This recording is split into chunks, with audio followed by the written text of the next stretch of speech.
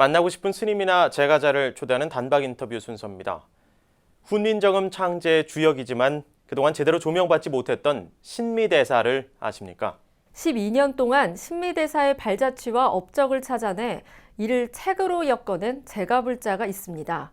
시인이자 사진작가로 훈민정음의 길 해각존자 신미평전을 펴낸 박혜진 작가를 전경윤 문화부장이 만났습니다. 네, 작가님 안녕하십니까? 반갑습니다. 네, 어렵게 모셨습니다. 아유, 박혜진 작가님, 이 책을 제가 좀 보겠습니다. 이 훈민정음의 길 해각존자 신미평전. 네. 이 책이 나온 거는 작년 말이었습니다. 네. 근데 벌써 3세가 나와 있군요. 3세가 네, 나와 출판 있는데. 3세 나왔습니다. 3세. 야, 참 1세로 끝나는 책도 많은데 말이죠. 네. 이게 책 굉장히 두꺼운 책입니다만은 이 책이 상당히 화제가 됐고요. 이 책을 12년간 작업을 하셨다고 제가 네. 들었습니다. 이 책을 어떻게 쓰게 된 겁니까, 근데? 제가 사진 작가로 활동을 하면서 예. 대웅보전 속리산 법주사 대웅보전 해체 과정을 기록을 하러 내려갔을 때의 일이었어요. 12년 전. 네. 예.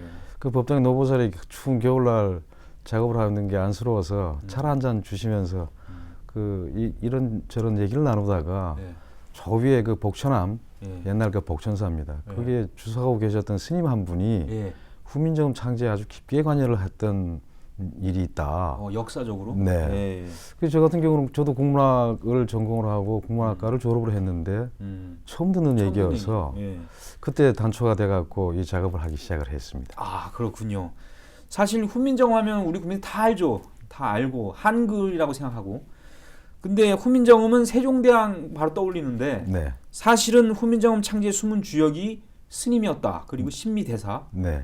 근데 이 사실이 왜 늦게 밝혀진 거죠, 근데? 그간 역사학도들이며 제대로 기록된 책들이 없었습니다. 아, 예. 그 말씀을 듣고 지금 복천암 복천 선원에 계신 네. 월성 스님께서 평생을 이제 신미 스님에 대한 연구를 하셨고 해서 찾아뵙고 네. 말씀을 듣고 나서도 좀 헛헛한 기미를 좀 배제할 수가 없었죠. 그래서 그러면 한번 찾아보자 해서 이제 조선왕조실록부터 예. 시작을 해서 이제 신미 스님을 이제 추적해 들어가기 시작을 했습니다. 그 유자의 나라, 유학의 나라에서 신미 스님은 당연히 기록 속에서 행간 속에서 잘려나가고 불교는 완전 배제된 상태입니다. 네, 없어져서 그때부터 이제 이 작업을 시작을 했습니다. 예. 하다 보니까 깨어진 사금파리처럼 남아 있는 것들도 없고 제대로 된 문헌이라든지 또 혹은 연구소 한 권이 없어서 그 본원을 세워서 이제 신미 스님의 행적을 그렇다면 언제 나셨고 언제 돌아가셨는지에 대한 것을 한번 필생의 업으로 생각으로 한번 작업을 해보자 해서 이제 시작을 했습니다. 이게 작심하고 아주 이제 하신 건데 기록도 별로 없고 말이죠. 네. 그래서 이제 그 훈민정음의 역사에서 더 나가서 신미 스님에 대한 그 여러 가지 그런 것들까지 다 이제 파헤친 건데, 그러니까 집필 과정에서 새로운 사실이 많이 발견된 겁니까, 그럼?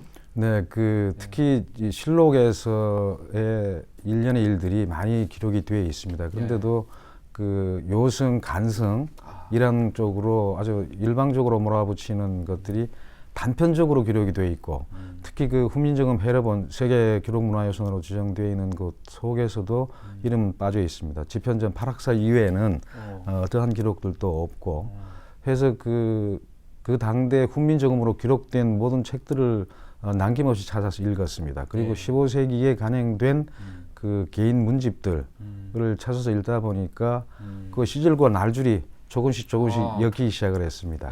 일례로 왜 세종께서 신미 스님을 창제 전에 불렀느냐의 단초들은 의외로 그 효령대군의 청곤집유라든지 또 혹은 이능화 선생의 조선 불교 통사라는 행간 그 책들이 행간 속에 아주 그 은밀하게 들어있습니다. 예, 은밀하게 자꾸 이렇게 일관되게 들어있는 것이 아니라 낱장으로 이렇게 조금씩 있는 것을 퍼즐 맞추듯이 작업을 하면서 찾아내기 시작을 했습니다. 예, 그러니까 세종대왕이 신미대사를 계속 눈여겨 본 거군요, 그 전부터. 네, 어떻게 보면 그 세종 시대, 특히 우리가 알고 있는 척불 숭유 시대라고 일반 학자들이 많이 얘기를 하지만 물론 그 흐름은 배제할 수는 없습니다만 세종께서 그 나라를 운영했던 국정 철학 속에는 특히 이 유학만 있는 것이 아니고 그 그 오랜 전통 속에 흘러내려왔던 불교까지도 배제하지 않고 배제하지 않았다는 수용해 왔던 것이 훈민정음의 탄생 배경 속에 깔려 있다고 봅니다. 깔려있다. 어쨌든 그 신미 스님을 우리가 다시 재조명할 수 있는 계기가 됐는데 네. 사실 그 작가께서 처음에 이제 그 뭐 조사도 하고 이제 집필을 할 때는 신미 스님이 언제 태어나고 뭐 이런 기록이 별로 없었다면서요. 네, 그때 이제 네. 제가 목마르고 네. 어떤 자료라도 있으면은 그 마다하지 않고 장소를 불문하고 찾아다녀봤습니다.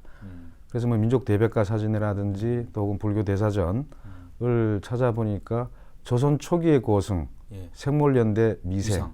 그리고 그 후에 세조를 도와서 뭐 강경동함에서 여러 가지 언해 불전을 참여했다라는 단편적인 기록들만 있었지 네. 언제 나시고 언제 돌아가셨는지에 대한 기록들은 없었습니다. 그래서 신미 스님의 고향부터 예. 그리고 그 집안의 후손부터 이제 찾아서 작업을 시작을 했습니다. 그래서 1403년에 나셨고 예. 1480년대에 그 임면하셨다는 것까지 찾아낼 수 있었습니다. 그리고 그 형제 어떤 얘기도 다 찾아내신 거군요. 네, 그래서 이제 집안의 내력들이 그 어느 날 갑자기 고승대덕이 된 것이 아니고 그 특히 이 훈민정음의 역사 속에 신미 스님의 존재와 역할이 어떠했는가가 지금까지 학계라든지 보고된 바가 없었습니다. 네. 특히 그 세종이 기획하고 그 1448년도에 이제 훈민정음 회례본으로 나온 이후의 행적들을 봤을 때 특히 그 월인청강지구라든지 속보상절 지금까지 남아 있는 것들을 하나 남기지 않고 확인을 했습니다. 그 결과 그 신미 스님께서 어떻게 훈민정음의 창제에 참여를 했고 어떤 역할을 했는지를 규명할 수가 있었습니다. 규명을 하셨군요. 그래서 네. 예, 박혜진 선생님하고 지금 얘기를 나누고 있는데 일단 1부를 여기서 마치고요. 한 번 더 모시겠습니다. 네, 고맙습니다.